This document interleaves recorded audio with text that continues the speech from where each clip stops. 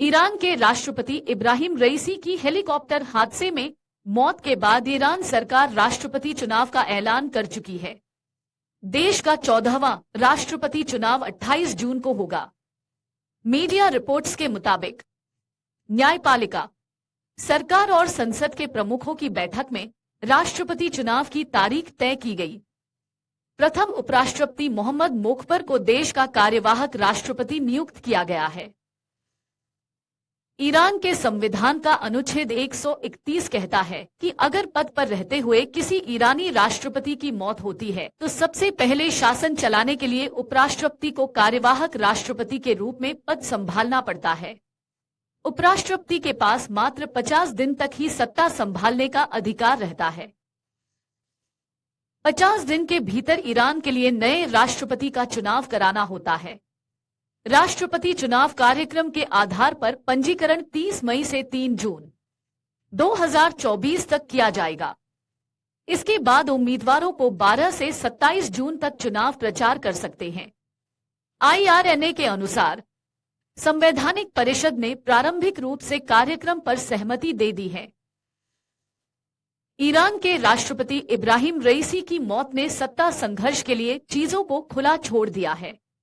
जो कोई भी अयातुल्ला खामेनेई का उत्तराधिकारी बनेगा, उसके लिए सर्वोच्च नेता के पास मौजूद व्यापक अधिकार का प्रयोग करना मुश्किल हो जाएगा।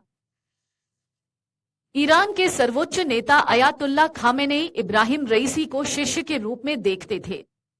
अगर वह जीवित भी होते तब भी इस बात की कोई निश्चितता नहीं थी कि रईसी ही सर्वोच्च नेता के रूप में उनके उत्तराधिकारी बनते। ऐसे में समझा जा सकता है कि पिछली बार की तरह इस बार भी सत्ता संघर्ष होगा। इस पद के लिए इब्राहिम रईसी की उम्मीदवारी का एक दोष धार्मिक व्यवस्था में उनकी स्थिति थी।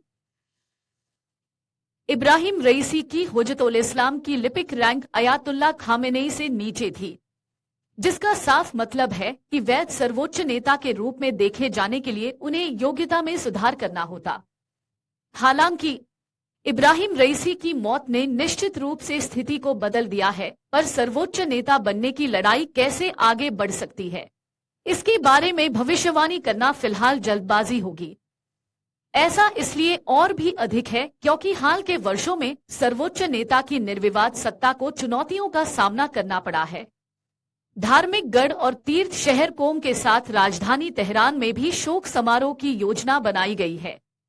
रईसी को आज 23 मई 2024 को उनके गृह नगर मशहद के शिया केंद्र में शिया इस्लाम के 8वें इमाम रजा की दरगाह पर दफनाया जाएगा।